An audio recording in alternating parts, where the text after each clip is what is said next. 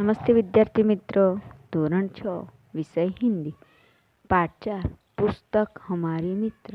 એની અંદર આપણે અટક્યા હતા અભ્યાસ પાઠના પ્રશ્ન નંબર 3થી આપણે અટક્યા હતા. આપણે જન્મદિનની બધાઈનો પત્ર દેખ્યો. હવે પ્રશ્ન નંબર 3 તમને बताएलू है. अपने मित्र को चिट्ठी भेजना चाहते हो तो ठीक अपनी जगह पर पहुँचे, इससे पता लिखे. तो ये पोस्ट कार्ड दिया गया हुआ है, बराबर. तो विनोद भाई ऐसा MA 801 मेहता कोर्ट, किलिंडर लेन, लेमिंगटन रोड, मुंबई. तो ये पोस्टर के बारे में यहाँ पता पोस्ट कार्ड में यहाँ लिखाई जाता है. प्रश्न नंबर 4 चित्र को देखिए और जानकारी प्राप्त करने के लिए प्रश्न पूछिए. ये चित्र को देखिए. जेब्रा क्रॉसिंग, एक लड़का पार कर रहा है, फिर सामने से बस आ रही और लड़का है, लड़का और लड़की रोड क्रॉस कर रहे हैं, फिर सिग्नल बताए हुए हैं, ये दो पुल पर चल रहे हैं, ये लड़का हाथ बता रहा है. तो उसमें ये प्रश्न पूछिए और जानकारी लीजिए. किस तरह कि लड़का कहाँ से सड़क पार कर रहा है, तो जेब्रा क्रॉसिंग से. लड़के को सड़क बदलने कहाँ चलना चाहिए, तो साइड पे. लड़के और लड़की कहाँ से सड़क पार करनी चाहिए, सड़क पर वाहन क्यों रुके हुए हैं, आदमी और औरत कहाँ घूम रहे हैं, साइकिल लड़का अपने दाहिने हाथ क्यों दिखा रहा है. ऐसे प्रश्न उठते हैं और पूछ सकते हैं. प्रश्न नंबर 5 निम्नलिखित गद्यांश को ध्यानपूर्वक पढ़िए. ये गद्यांश पूरा ध्यानपूर्ण पढ़ना है. मैं पढ़ती हूँ. दुनिया साहसी लोगों के लिए है. साहसी यानी उद्यमी. कायर हमेशा सोचते ही रहते. कायर जो इसको काम नहीं करता ना, वो सोचते ही रहते, अगर ऐसा करो तो जल्दी हो जाएगा, ऐसा करो. और जो साहसी होगा वो ऐसा सोचता नहीं है, काम करने की शुरुआत कर देता.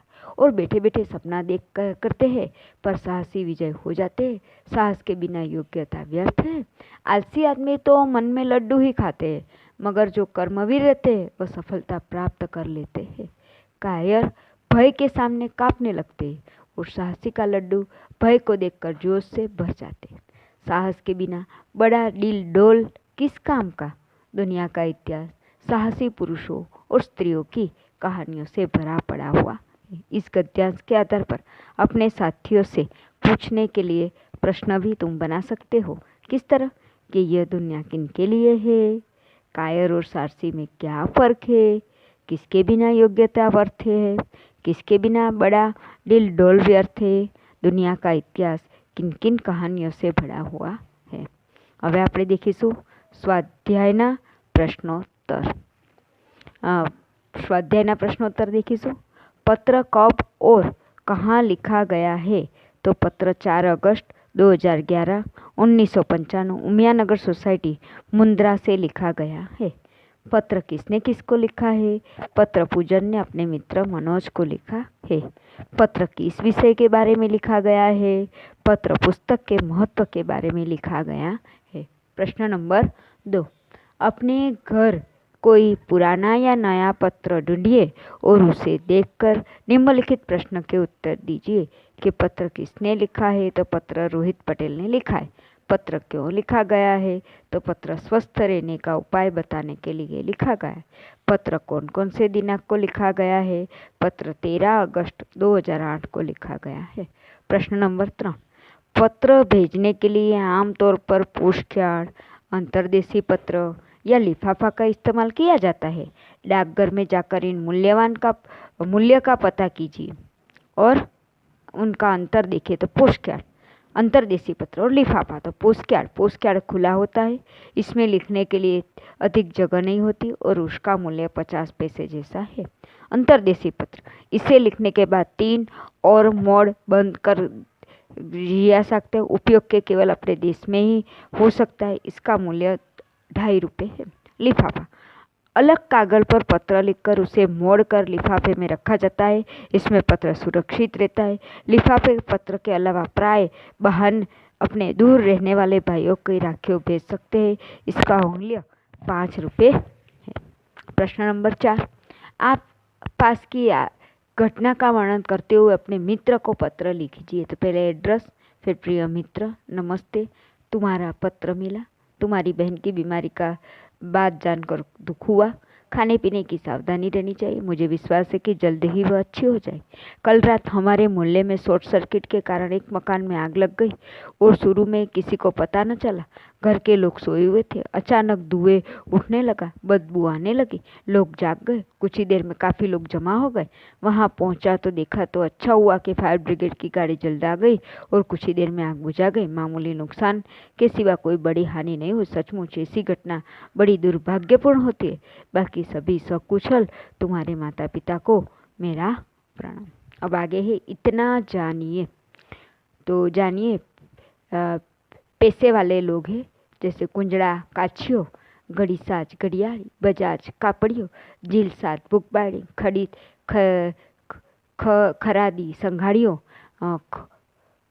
खड़बुडना खाटलो भरनार, तमोली तंबोली, पंसारी गांधी, हलवाई कंदोई, सौदागर व्यापारी। अब आपको चित्र दिया हुआ है। ये क्या है कि भाई ये चित्र किसका, इसमें लिखिए तो डाकघर, भारतीय डाकघर। तो यह चित्र भारतीय डाकघर को सूचित किया है।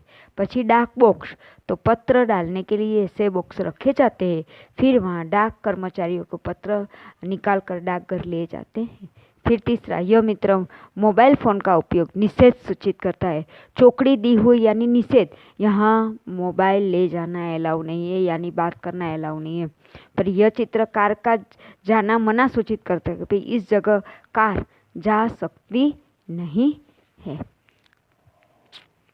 अब आगे है, आपने देखा इतना, तो आपको पिन कोड के नंबर संदर्भ में दिया गया हुआ है कि पिन कोड की शुरुआत कब से हुई और वह कितने अंकों का होता है। तो भाई पिन कोड की शुरुआत 15 अगस्त 1972 में हुई, 6 अंकों का होता है।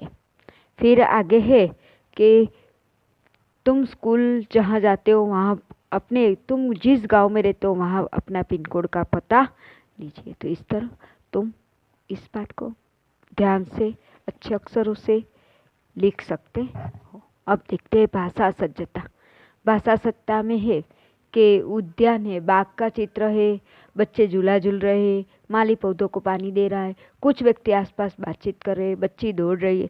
3 वाक्य में क्रिया हो रही है। अंडरलाइन किए हुए, झूल रहे हैं, दे रहा है, कर रहा है, दौड़ रही है, क्रिया हो रही है। लिखना, पढ़ना, चलना, दौड़ना, खाना पीना, खेलना, देखना, ये क्रिया हो रही। जो क्रिया को सूचित करता है उसे क्रियापद कहते हैं। तो आपको समझ में आ गया क्रियापद किसे कहते हैं। तो हिंदी की नोट में भाषा सज्जता भी ध्यान से करना। अस्तु।